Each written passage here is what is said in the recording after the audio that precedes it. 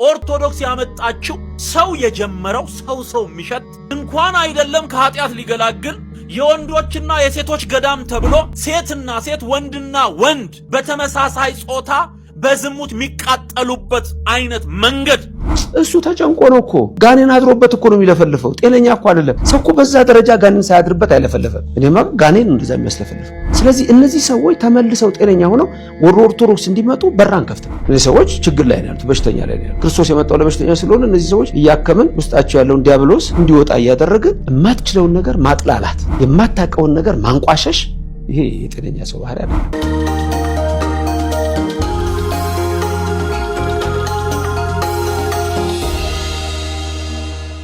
ኖሬ ዩቲዩብ ቻናል ቤተሰቦች እንደምን ቆያችሁኝ? ዛሬም እንግዲህ አነጋጋሪና ወቅታዊ ሰሞንኛ በሆኑ ቪዲዮዎች ዳግም ተመልሼ መጥቻለሁ። በዛሬው ቪዲዮአችን የምናነሳቸው በርካታ ርዕሰ ጉዳዮች አሉ። ሁሉም እጅጉን አስቸኳይና አንገብጋቢ የሆኑ ርዕሰ ጉዳዮች ናቸው። ቀሲስ ዶክተር ዘበነ ለማ ለትዝታው ምላሽን ሰጥተውታል። እስኪ ምላሻቸው ምን ይመስላል የሚለውን በዛሬው ቪዲዮአችን እናነሳለን። ከዛ ባለፈ ትዝታው ዛሬም እንግዲህ እጅጉን አስነዋሪ የሆነ ንግግሩን ቀጥሎበታል። ከሱ ጉዳይ ጋርም በተያያዘ እንግዲህ በቀጥተኛነት ገዳማውያንን ሲሰድብም እንደዚሁ ተመልክቻለሁኝ። እሱንም በቪዲዮ እንመለከታለን። እናንተ ብቻ ቻናሌን ሰብስክራይብ ያደረጋችሁ እስከ ፍጻሜው ድረስ አብራችሁኝ ቆዩ። በቀዳሚነት የምናነሳው ይህንኑ ጉዳይ ነው። ፓስተር ትዝታው ሳሙኤል እንግዲህ ከዚህ በፊትም በተደጋጋሚ ስለ ገዳማውያን ያልተገባ ንግግሩን ሲናገር እንሰማው ነበረ። በተለይም ደግሞ በገዳም ውስጥ የሚኖሩ አባቶችን የአባቶች ገዳምና እንደዚሁም ደግሞ የእናቶች ገዳም ብላ ቤተክርስቲያን የምትከፋፍለውን ጉዳይ በማንሳት ቤተክርስቲያን በተለይም ደግሞ ገዳማውያን ግብረ ሰዶማዊነትን ያበረታታሉ ሲል እጅጉን ያልተገባና አሳዛኝ የሆነ ሐሳቡን ሲሰነዝር እንደዚሁ ተመልክተን ነበረ። ለዚያም ቤተክርስቲያን ክስ መስርታበት እንደዚሁ በሂደት ላይ እንደሚገኝም እናውቃለን። ዛሬ ላይ እንግዲህ በዚህ በገዳማውያን ላይ ያለውን ነቆራ ወይም ደግሞ ያልተገባ ንግግሩን ቀጥሎበታል። ነገር ግን ቤተክርስቲያን ሁልጊዜም ምላሽ አላትና መልስን ስትሰጠው እንደዚሁም ደግሞ ወደ ልቡ እንዲመለስ ስትጸልይለት ትኖራለች። ፓስተር ትዝታው ታዲያ ከሰሞኑ የተናገረው እጅጉን አጸያፊ ንግግሩ ይህንን ይመስላል። ከዚያም ቪዲዮን እንመልከትና ሐሳባችንን የምንቀጥል ይሆናል። ምንኩስና ተቀብለ ገዳም ገብተ ካልጾምክ ድንጋይ ካልተሸከምክ አትድንም የሚል የኦርቶዶክስ ትምህርት እና የጳውሎስን ትምህርት ስታነጻጽረው ማን ነው መናፍቁ? ዛሬ እኛ የምንናገረው እውነት እነ ጳውሎስ ያገለገሉት የእውነት ወንጌል ነው እውነቱ? ወይስ ዛሬ ኦርቶዶክስ ያመጣችው ሰው የጀመረው ሰው የሚሸት እንኳን አይደለም ከኃጢአት ሊገላግል የወንዶችና የሴቶች ገዳም ተብሎ ሴትና ሴት ወንድና ወንድ በተመሳሳይ ጾታ በዝሙት የሚቃጠሉበት አይነት መንገድ የጀመሩት እነሱ ናቸው መናፍቃን? ወይስ ጳውሎስ ያስተማረውን የምናስተምረው? ሰው የሚድነው በእምነት ነው። ሰው በልቡ አምኖ በአፉ መስክሮ ይድናል። ይሄ የጳውሎስ ትምህርት ነው። ሌሎቹ አያድኑ ማለት ነው። ኢየሱስ ያድናል ማለት ሌላ የሚያድን የለም ማለት ነው። የመዳን መንገድ ወደ 182 ጣዖታት አሉ ኦርቶዶክስ ውስጥ። ስም አላቸው፣ ዝክር ይዘከርላቸዋል፣ ሻማ ይበራላቸዋል፣ መድኃኒት ናቸው ተብሎ ይታመናሉ። ታቦት አላቸው፣ ይሰገድላቸዋል፣ በስማቸው ቤት ታንጿል፣ ንግስ ይነግሳሉ። እነዚህ በሙሉ አዳኝ ናቸው ተብሎ ነው ይታመናሉ። የእግዚአብሔር ቃል መዳን በሌላ በማንም የለም ይላል። ሰው በልቡ አምኖ በአፉ መስክሮ ይድናል። ኢየሱስ ጌታ እንደሆነ በልብ ብታምን በአፍ ብትመሰክር ትድናለህ። በሕግ ሥራ ሊጸድቁ የሚወዱ ከጸጋው ተለይተው ተፈጥፍጠዋል፣ ወድቀዋል እያለ ስለዚህ ኦርቶዶክስ ነው መናፍቅ ወይስ ኢየሱስ ያድናል የሚለው ነው መናፍቅ? መናፍቅ የሚልሽ ካለ አረ ወንድሜ ውሰዳት እቺን ስድብ። ያለ ቤቷ አትጥቀስ። ያለ ቤቷ ምንፍቅና የሚለውን አካል ያለበሰችው ኦርቶዶክስ ናት። ቆሞ የሚታየው በቃ ቆሞ። ከዚህ በፊት እንደምናስታውሰው ፓስተር ትዝታው እንግዲህ የመወያያ ጥሪ አቅርቦ እንደነበረ ይታወቃል። ቤተክርስቲያን እንግዲህ በልጆቿ እንደዚሁም ደግሞ በአገልጋዮቿ በኩል ይህን ሰው ጥሪ ስታቀርብለት ለውይይት እንደዚሁም ደግሞ ያሉትን ጥያቄዎች ሰብስቦ እንዲመጣና ምላሽ እንዲሰጠው የተለያዩ ጥሪዎችን ስታቀርብለት እንደነበረ እናስታውሳለን። ከዚያም መካከል የቤተክርስቲያን አገልጋይ የሆነው በቲክቶክ ላይ እጅጉን በርካታ አገልግሎቶችን እየፈጸመ የሚገኘው ዲያቆን ዘማርያም ተጠቃሽ ነው። ታዲያ ይህ ፓስተር ባልተገባ መንገድና እንደዚሁ በትዕቢት በተሞላ መንገድ ዲያቆን ዘማርያምን ሲያጣጥልም እንደዚሁ ተመልክተን እንደነበረ እናስታውሳለን። እኔም እንግዲህ በቪዲዮ ወደ እናንተ አድርሼላችሁ ነበረ። አሁን ላይ ታዲያ ይህ ፓስተር ምን ሲል ተደምጦ ነበረ? እኔ የሚመጥኑኝ በቄስ ደረጃ ያሉና እንደዚሁም ደግሞ እንደነ ቀሲስ ዶክተር ዘበነ ለማ ያሉ ትልልቅ የቤተ ክርስቲያኒቱ ሰዎች ናቸው፣ መምህራን ናቸው ሲል እንግዲህ በድፍረት አውጥቶ ሲናገር ነበረ። እጅጉን የሚያስገርም ሆኖም እንግዲህ በርካቶችን አልፏል ይህ ድርጊት። ኋላ ላይ ታዲያ ዶክተር ዘበነ ለማም እንግዲህ ምላሽን ሰጥተውታል ለዚህ ለፓስተር ትዝታው ማለት ነው። ምላሻቸው እጅጉን በርካቶችን ሰዎች ፈገግ ያስባለና እንደዚሁ የሚገባውን ምላሽ ነው የሰጡትም ሲሉ እንግዲህ ሀሳባቸውን እንዲያነሱ አድርጓል። በእርግጥ ዶክተር ቀሲስ ዘበነ ለማ ለፓስተር ትዝታው ተገቢውንና በሚመጥነው ንግግር በሚመጥነው መልኩ ምላሽን ሰጥተውታል። የዶክተሩ ምላሽ ምን ይመስል ነበር የሚለውን እንመልከት። ከወጡ ሰዎች መካከል ከመምህር ዘበነ ጋር ነው መነጋገር የምፈልገው፣ እሱ ከመጣ እነጋገራለሁ አለ። መብቱ ነው። አንዳንድ ሰው እንዴት እንዲህ ይላል አሉ። ነገሩ አያገኘኝም። ከኔ ጋር ተገናኝተንም አናውቅም። በጉባኤም አንድ ቀንም አብረን ቆመን አገልግለን አናውቅም። ግን ከኔ ጋር መነጋገር ከፈለገና ለመማማር የሚፈልግ ከሆነ ብዙ ነገር መማማር ይቻላል እና ቤተክርስቲያኗን ከወጡ ሰዎች ልውሌ ለቀው ከወጡ ሰዎች ርዕስ ይዘው ወንጌል ሲያስተምሩ አይተታቃለ? የለም። በጣም ነው ማዝነው። ወንጌል አይሰበክም ብለው ወጥተዋል። ግን አንድ ቀን የማርቆስ ወንጌል ምዕራፍ 10 ብለው ሲያስተምሩ አታያቸውም አይደለም? እኔ አሁን ይሄን በአብዛኛው አውቀዋለሁ እንደዚህ እንደሆነ። የለም። እዚህ ምንድነው የሚለው ሌላው ምዕመን ማወቅ አለበት እና ለፍላፊዎች ሆናሉ የሚለው የጳውሎስ ቃል የተፈጸመባቸው ብዙዎች ናቸውና ስላለባበስ ግን እንዲህ ብለን የምናልፈው አይደለም።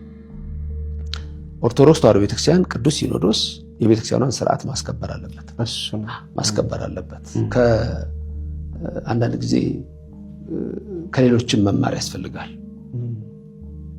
በሁሉ ነገር ላይ ቤተክርስቲያን ስትዘረፍ ዝም ብለን ቆቡ ሲወሰድ የቤተክርስቲያኗ መገለጫ የሆነው ሲወሰድ፣ ክርስቲያኑ ሲገደል፣ ቤተክርስቲያን ስትቃጠል ዝም ብለን የምንተኛ ሰዎች ልንሆን አንችልም። ቤተክርስቲያኗ በሁሉም አቅጣጫ ቅድም ያልኩት አለ ቤተ መቅደሱንና በጎቹን ምዕመናንን ጠብቆ ማኖር በጵጵስና ደረጃ በመሪነት ደረጃ ሁላችንም እያንዳንዱ ግለሰብ የሚመለከተው ጉዳይ ነው ላለ ለምንድን ነው ይሄ የሚለውን እስኪ እንደው በርሶ በሽታ እኮ ነው እሱ አያውቅም። ይሄን አሁን እኛ የምናየው ከቤተክርስቲያን ከወጣ በኋላ ጥምጥሙን አድርጎ ቆቡን አድርጎ እንላለን።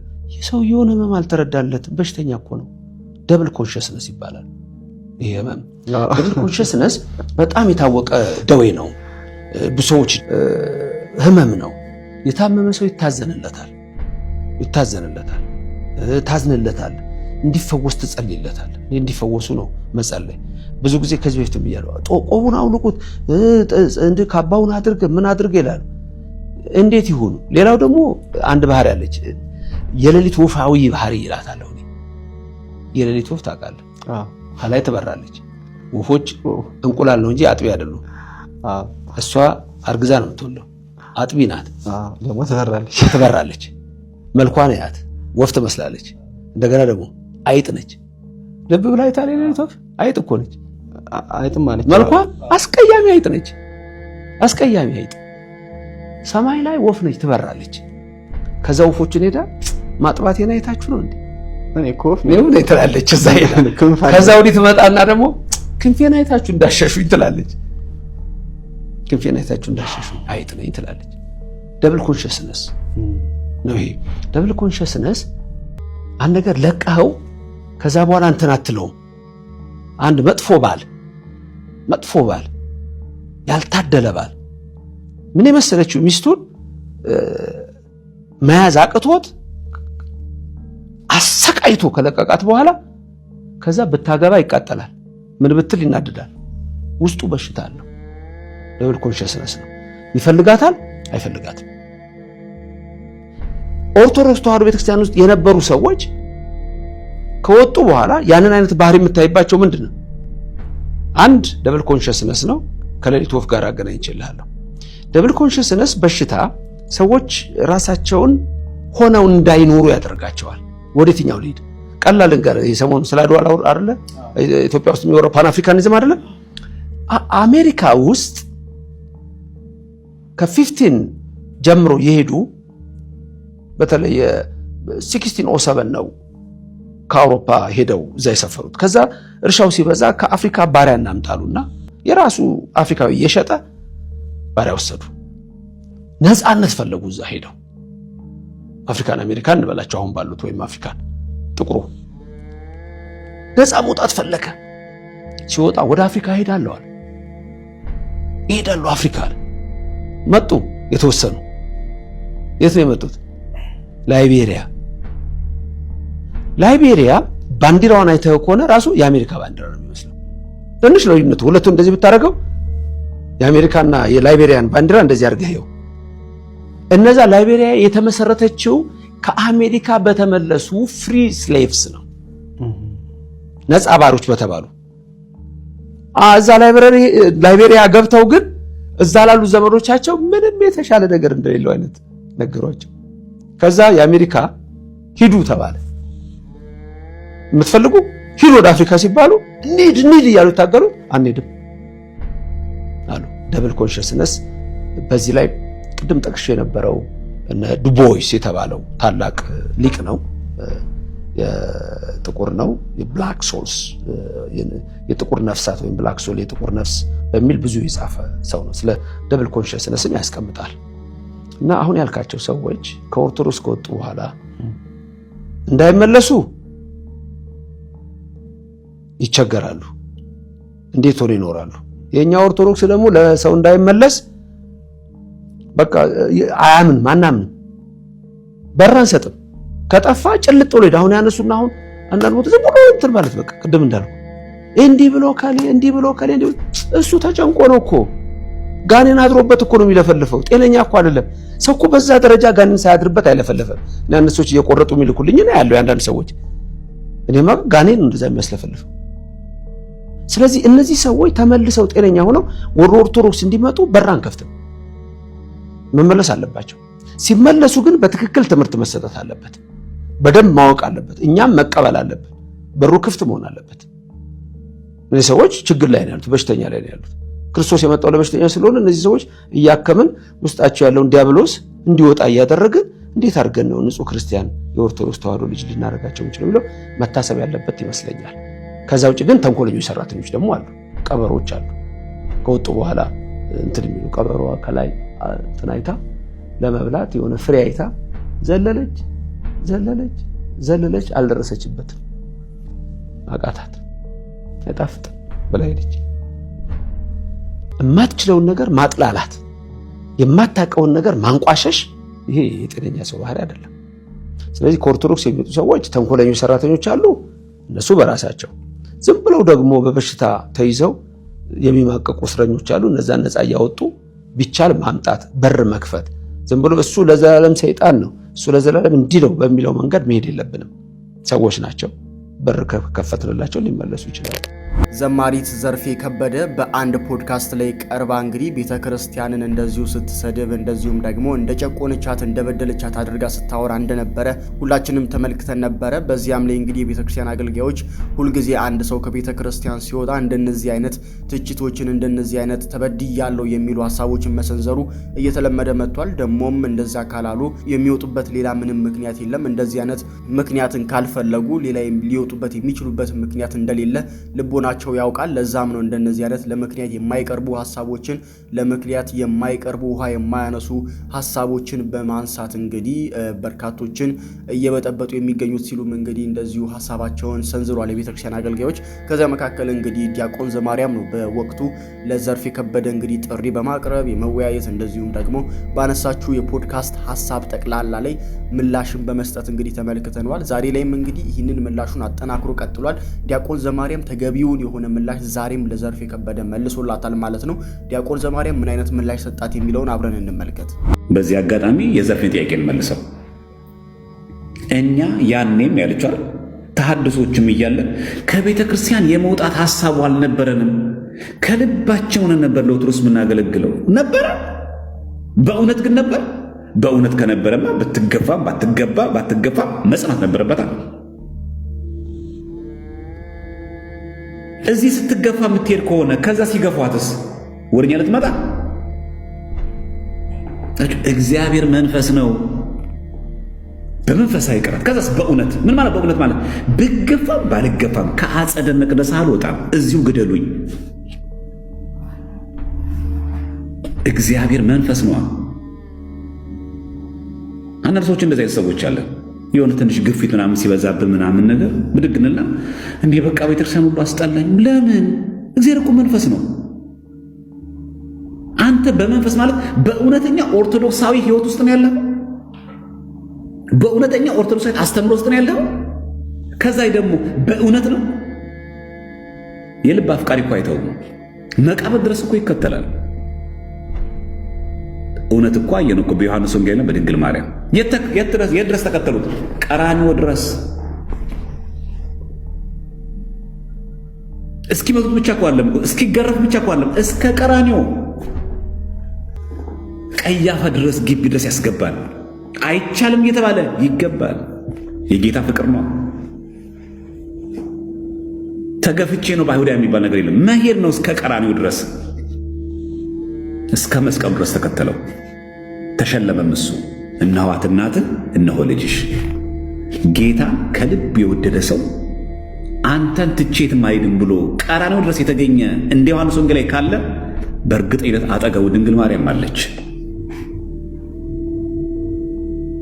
አንተ ብቻ እስከ ቀራንዮ ና እስቲ። በእውነተኛ ኦርቶዶክስ ትምህርትና ድንግል ማርያም አጠገባለች። እግዚአብሔር መንፈስ ነዋ። ተሰድቤ ተነቅፌ ምናምን እንዲያረጉት አላይም በአይኔ ምናምን ተብሎ አይደለም እኮ ዋጋ ይከፈላል። ምክንያቱም እግዚአብሔር መንፈስ ነዋ። ስለዚህ ክርስቲያን በዚህ አጋጣሚ ስናገለግል ከልባችን እሺ፣ ቅዳሴ ስታስቀድሱ በመንፈስ መሆን አለብን። አቤት የሷ እኮ ሁሌ ነው የምታስቀድሰው እንድትበይ አይደለም። እግዚአብሔር መንፈስ ነዋ። ፊዚካል አፒራንስ ብቻ በቂ አይደለም። በመንፈስ መገኘት አለብን።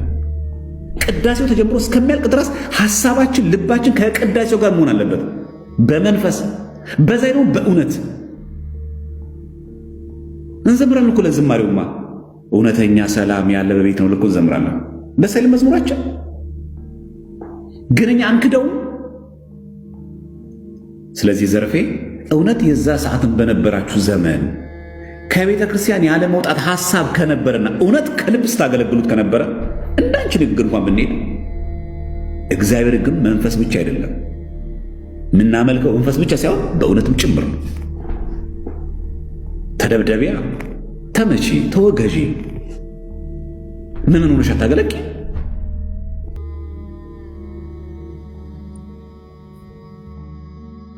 እምባ መሪና ወንድ ናት ተብላ ሴት ደፈረ ሲባል ዝም ብላ የለም። ስትገነዝ ስትሞት አለ የታወቀችው። ዋጋ ይከፈል። አንድ ሰው አንተ ዝም ብለህ ኦርቶዶክስ አይደለም ሳለ ክርት በተሳለን እንዴ? ኑፋቄው እስካለ ውጣ። የዛ ሰው ኩርኩም ለአንተ መድኃኒት ምክንያት ነው። ከሌለበትስ ቀጥል። ኦርቶዶክሳዊነትን ጠብቀ፣ ትራኩን ጠብቀ፣ ቀጥል። ንስሐ እየገባ ቅዳሴ እያስቀደስ ስጋው ደግሞ የተቀበል እውነተኛ ይቶ ኦርቶዶክስ ክርስቲያን ቀጥል። እግዚአብሔር በጊዜው ጊዜ ይገልጣል። አለቀ። መናፍቅ ከሆንክስ አስመስለን ብታስቀድስ፣ አስመስለን ብትቆርብ፣ አስመስለን ቤተክርስቲያን ብትገኝ፣ ብትሰብክም፣ ብትዘምርም፣ ቄስም ብትሆን ነቁላ ያወጣል። እግዚአብሔር መንፈስ ነው። የሚሰግዱለትም በመንፈስ ነው ሊሰግዱለት ይገባል። እግዚአብሔር የሚፈልገው ልባችን ነው ክርስቲያኖች። ለዛ እኮ ነው እነሆ በደጅ ቆሜ አንኳኳለሁ ይላል። ይሄን በር ነው የግቢያችንን በር ነው አይደለም፣ የልባችን በር ነው። ይፈልገዋል። እነሆ በደጅ ቆሜ አንኳኳለሁ፣ ማንም ድምፄን ቢሰማ በሩንም ቢከፍትልኝ፣ ድምፄን ሰምቶ ቁጭ አለ፣ በሩ መክፈት እኮ አለበት። አንተ ነህ ፈቃደኛው፣ ወደ ቤቱ እገባለሁ፣ ከእሱ ጋር እራት እበላለሁ ይላል። እግዚአብሔር መንፈስ ነው። ይሄ ለቅዱሳን ከምናቀርበው የጸጋ ስግደት ጋር አይጋጭም። እግዚአብሔርን በመንፈሳዊነት ህይወት መንፈሳዊ ህይወት ኖሮን በመንፈሳዊነት ለእግዚአብሔር መገዛት እንዳለብን ሁሉ ከልባችን ለቅዱሳን የምንገዛው የጸጋ ከልባችን ነው። ድንግል ማርያም የአምላክ እናት መሆኗን አውቄ ከልቤ ነው ማምናት። ሁልጊዜና በተደጋጋሚ እንዲሁም ደግሞ አሰልቺ በሆነ መንገድ ከሚነሱ ሐሳቦች መካከል ቅድስት ቤተክርስቲያን ኦርቶዶክስ ማለት ነው ኢየሱስ ክርስቶስን አትሰብክም ወይም ደግሞ በአገልግሎቷ ውስጥ ኢየሱስ ክርስቶስን ማዕከሏ ወይም ደግሞ ራሷ አድርጋ አታገለግለውም ስትሲሉ እንግዲህ በርካቶችን እንሰማለን። ከኢየሱስ ክርስቶስ ይልቅ ሌሎች ቅዱሳን ሌሎች እንደዚሁም ደግሞ በቤተክርስቲያን ውስጥ ልዩ ቦታ የሚሰጣቸው አካላቶች አሉ ሲሉም እንግዲህ እንደዚሁ በድፍረት ይናገራሉ። ነገር ግን ሁልጊዜ ቤተክርስቲያን ትናገራለች። የቤተክርስቲያን ራሷ ጉልላቷ ኢየሱስ ክርስቶስ እንደሆነ መሰረቷ የጸናው በኢየሱስ ክርስቶስ አለትነት ላይ እንደሆነ እንግዲህ በብዙ ትናገራለች ቤተክርስቲያን ማለት ነው። ነገር ግን ያው ይህንን ነገር ለመስማት ፈቃደኛ ያልሆኑ ከቤተክርስቲያን ውጪ የሆኑ ግለሰቦች ሁልጊዜ እንግዲህ ቤተክርስቲያን ኢየሱስ ክርስቶስን እንደማትሰብክ አድርገው ይናገራሉ። ለዚህም እንግዲህ ምሳሌ ሆነው የሚቀርቡ በርካቶች ቢኖሩም ዛሬ ላይ ግን እየተመለከትን የሚገኘው ደግሞ የበግ ለምድ ለብሰው በቤተክርስቲያን ውስጥ ነጠላቸውን አጣፍተው እንደዚሁም ደግሞ መስቀላቸውን በአንገታቸው ላይ አድርገው እንደዚሁ የምንፍቅና ትምህርታቸውን ወይም ደግሞ ቤተክርስቲያንን ከውስጥ ሆነው ሲወጉ የምንመለከታቸው ሰዎችም እየተበራከቱ መጥተዋል። ለዚያም ማሳያ የምትሆን አንድ ሴትን አስመለክታቸዋለሁ። በዛች ሴት ንግግር ወይም ደግሞ ያልተገባ ሐሳብ ላይ እንግዲህ በርካቶች ሰዎች ምላሽን እየሰጧት ይገኛሉ። እሱን ቪዲዮ አያይዤ እንመልከት። የኛ የኦርቶዶክሳውያን ችግር ምን ነው ታውቃላችሁ? ኢየሱስን እንሰብካለን እንላለን፣ ነገር ግን ወንጌላችን ማርያም ናት። ክርስቶስ የቤተክርስቲያን መሰረት ነው እንላለን፣ መሰረቷ ግን ማርያም ናት። ወንጌልን አንሰብክም። ቅዱሳንን የምናከብረው እግዚአብሔር በእነሱ ስለሚከብር ነው እንላለን። ነገር ግን ራሳቸው ናቸው እንጂ የሚከብሩት እግዚአብሔር አይደለም። ቅዱሳን ወደ ክርስቶስ ያደርሱናል እንላለን። ቅዱሳን ግን እኛን ከክርስቶስ እየለዩን ነው። ክርስቶስ መስቀል ላይ የሞተላችሁ በከንቱ ነው እያሉ ነው። እኛ ኦርቶዶክሳውያን እስከ መቼ ነው ራሳችን የምንሸውደው? በተመሳሳይ ምርት እንዳትታለሉ በነገራችን ላይ። ምክንያቱም እኛ ኦርቶዶክሳውያን የምትለዋ የተሐድሶ ዋና ቀንደኛ አራማጅ ሆነች የነ አሰግድ ሳህሉ አንጃ ነች እንጂ ኦርቶዶክስ አይደለችም። ሰላም ኦርቶዶክሳውያን ታላችሁ፣ እግዚአብሔር ይመስገን በጣም ደህና ነኝ እኔ። ያው እንደተለመደው በዚህ ሴትዮ ጉዳይ ደግሞ መተንባታል። ድንግል ማርያምን ካልተሳደቡ ደስ የማይላቸው የሰበኩ የማይመስላቸው እነዚህ የታች ሰፈር ሰዎችን ዛሬ ደግሞ ልክልካቸውን ነገራቸዋለሁ ማለት ነው። ከዛ በፊት እንደተለመደው አካውንትን ፎሎ፣ ቪዲዮ ደግሞ ጋብስታ፣ ሼር፣ ኮፒ ሊንክ፣ ሪፖስት ዱት ላይ ከሆነ ተታረቁ በእግዚአብሔር ስም ጠይቃችኋለሁ። የ3 ሰከንድ ልስጣችሁ። አመሰግናለሁ። ወደ ሐሳባችን እንገባለን። በነገራችን ላይ ድንግል ማርያምን ለማመስገን ቅዱሳን ለማመስገን እንዲሁም ደግሞ ለማክበር መንፈስ ቅዱስ በእናንተ ላይ ሊሞላባችሁ ይገባል። ምክንያቱም መጽሐፍ ቅዱስ ስንመለከት እንደዚህ ነው የሚለን። የሉቃስ ወንጌል ምዕራፍ 1 ላይ ስንመለከት እመቤታችን ቅድስት ድንግል ማርያም ጌታችን ኢየሱስ ክርስቶስን በጸነሰች ጊዜ ወደ ተራራማው ሀገር በሄደች ጊዜ ማን አገኘች ነው የሚለው? በዛ አክስቷ ኤልሳቤጥን አገኘች። ቅድስት ኤልሳቤጥም መንፈስ ቅዱስ ሞላባት፣ እነሆ የሰላምታሽን ድምፅ በጆሮዬ በገባ ጊዜ ጽንሱ በማኅፀኔ ዘሏልና ብላ ድንግል ማርያምን አመሰገነች። ከዛስ የጌታዬ እናት ወደ እኔ ትመጣ ዘንድ እንዴት ይሆንልኛል አለች። እናንተ ወደ እሷ መሄድ ሲገባችሁ ነገር ግን ድንግል ማርያምን መሳደብ ትጀምራላችሁ። ምክንያቱም በእናንተ ዘንድ ያደረው እርኩስ መንፈስ እንጂ መንፈስ ቅዱስ አይደለም። መንፈስ ቅዱስ እግዚአብሔር ያደረባቸው ቅዱሳንን ሊሳደብ አይችልም። ቅዱስ ሚካኤል ሊሳደብ አይችልም። ምክንያቱም ይጠብቀዋል። ቅዱስ ሚካኤል ምን እንደሚለው እንደው መጽሐፍ ቅዱስ እንደሚነገረው የእግዚአብሔር መልአክ በሚፈሩት ሰዎች ዘንድ ወይም ደግሞ በሚፈሩት ሰዎች ዙሪያ ይከባል ያድናቸውማል ይላል። ስለዚህ በእናንተ ዘንድ ያለው ወይም ደግሞ የሚያድረው እርኩስ መንፈስ ስለሆነ ሊያድናችሁ አይችልም። ይልቁንም ወደ ባሰው ወደ ጥልቁ ነው የሚወስዳችሁ። በክፋት ላይ ክፋት፣ በተንኮል ላይ ተንኮል፣ መመሳሰል።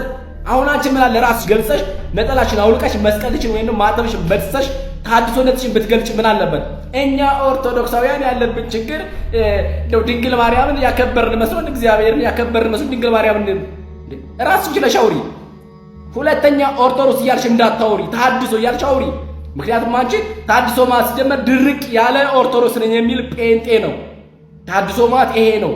በኦርቶዶክስ ታቤላ በኦርቶዶክስ ማሊያ የሚጫወት ጴንጤ እንጂ ታድሶ በጭራሽ ኦርቶዶክስ ነው አያውቅም፣ ሊሆንም አይችልም።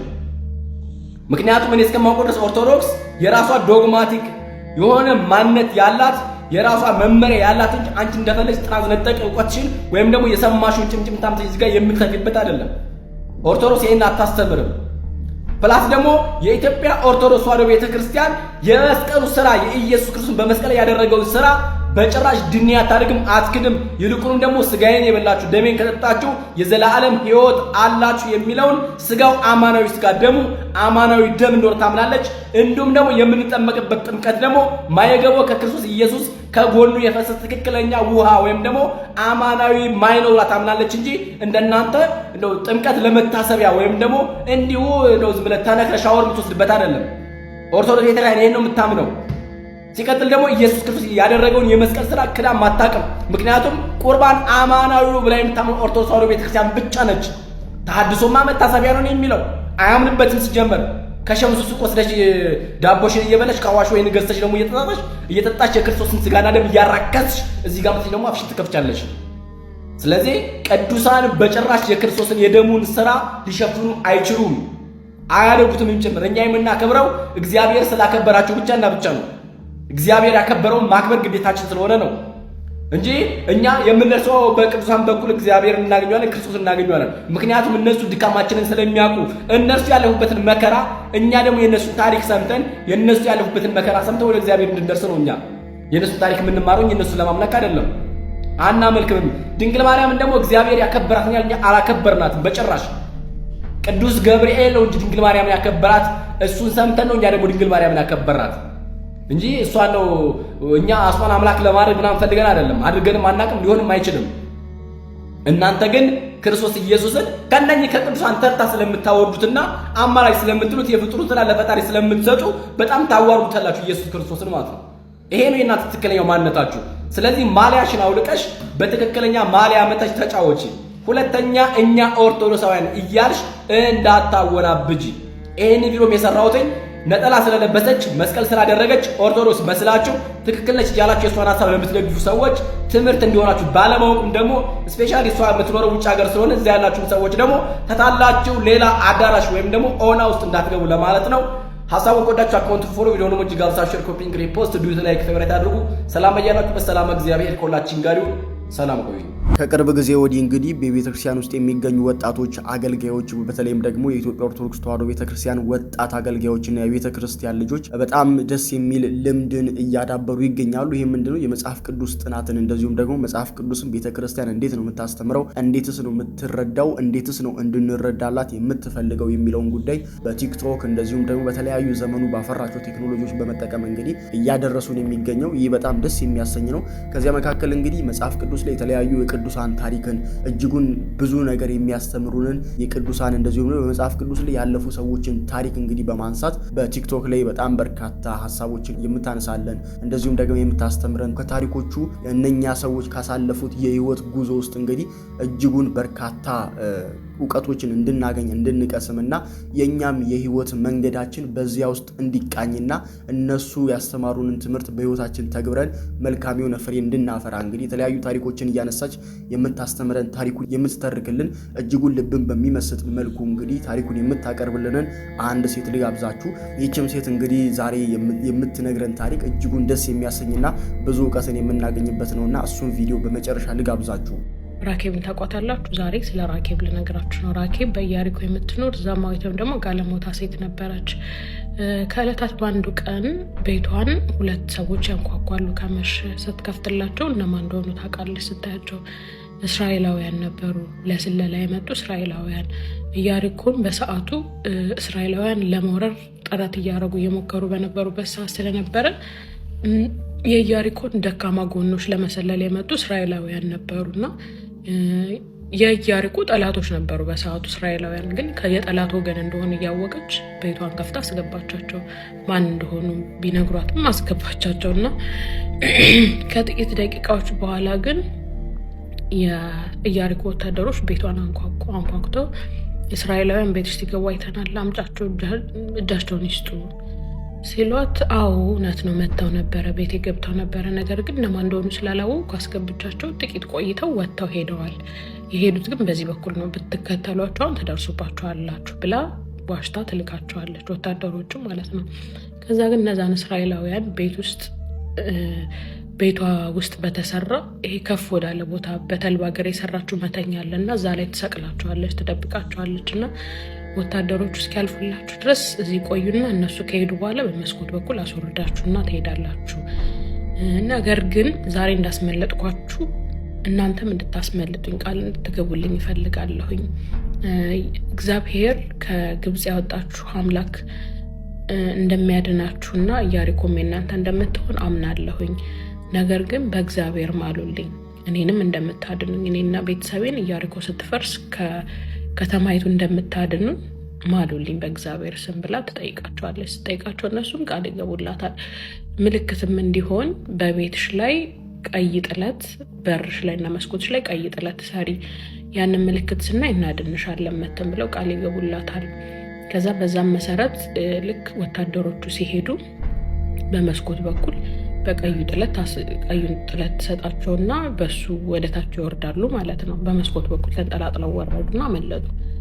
ከዛ የሆነውን ነገር ተመልሰው ሄደው ለኢያሱ ለላካቸው እንዲሰልሉ ለላካቸው ለኢያሱ ይነግሩታል። ከዛም ጊዜው ደረሰና እስራኤላውያን ኢያሪኮን መጡ ሊቆጣጠሩ ማለት ነው። ኢያሪኮን በጩኸት አፈራረሱ። ግንቡን ቅጥሩን ሁሉ አፈራርሰው ወደ ኢያሪኮ ገቡ። ወደ ኢያሪኮ ሲገቡ እሷ እንደተነገረችው ቀይ ጥለቷን በር ላይ መስኮቷ ላይ አርጋ ስለነበረ በዛ ለዩአትና እሷንና ቤተሰቦቿን መጥተው ኢያሪኮ ከመፍረሷ በፊት አወጧቸው ከከተማው፣ ዳኑ ማለት ነውና ተረፏቸው። መትረፏ ብቻ ሳይሆን ከእስራኤላውያን ጋር ህይወቷ ቀጠለ። ያቺ ዘማዊት የነበረችው ጋለሞታ የነበረችው የተናቀችው ማንም ሰው ቼክ የማያረጋት ሴት ከእስራኤላውያን ጋር መኖር ጀመረች። ከጠላት ወገን ጋር ህይወቷ ቀጠለ ማለት ነው። እሱም አላበቃም፣ አገባች፣ ወለደች፣ መኖር ጀመረች። ቀጥሎ መጨረሻ ላይ የቦኤዝ ወይም ደግሞ የንጉስ ዳዊት አያት የነበረው የቦኤዝ እናት ሆነች። ቦኤዝን ወለደች ማለት ነው። እሱም ብቻ ሳይሆን አዲስ ኪዳን ላይ በሌላም መልኩ ስሟ የተጠቀሰ ሴት ናት። ብዙ ጊዜ መዳን በእምነት ብቻ ነው በተግባር አይደለም ብለው የሚያምኑ ሰዎችን እሱን ለማስረዳት የያዕቆብ መልእክት ላይ በተግባር መዳን እንዴት እንደሆነ በስራ መዳን እንዴት እንደሆነ ለመግለጽ የተጠቀመባት ሴት ናት። ምክንያቱም ራኬብ በስራዋ ስለዳነች በስራ መዳን እንዴት እንደሆነ እንደ ምሳሌ የተጠቀሰች ሴት ናትና እናንተ ከራኬብ ምን ተማራችሁ? እስኪ ነገር ውድ ቤተሰቦቼ የዛሬው ቪዲዮቻችን እነኝን ይመስላሉ። በቪዲዮቻችን በቆይታችሁ ብዙ ነገር እንዳገኛችሁበትና እንደተማራችሁበት አዳዲስ ነገርም እንደዚሁ እንዳተረፋችሁበት ተስፋ አደርጋለሁኝ። በሌሎች አዳዲስ ቪዲዮዎችና ወቅታዊ አነጋጋሪ ርዕሰ ጉዳዮች ዳግም እስከመመለስ ድረስ ለዛሬው እዚህ ጋር ለማብቃት ወደድኩኝ። ቻናሌን ሰብስክራይብ ማድረግ እንዳይረሳ። ይህ ቪዲዮ በርካቶች ጋር እንዲዳረስ ላይክ እና ሼር እያደረጋችሁ እንደዚሁ ቆዩልኝ። እስከ ድጋሚ እስከምንገናኝ ድረስ ቸር ቆዩልኝ።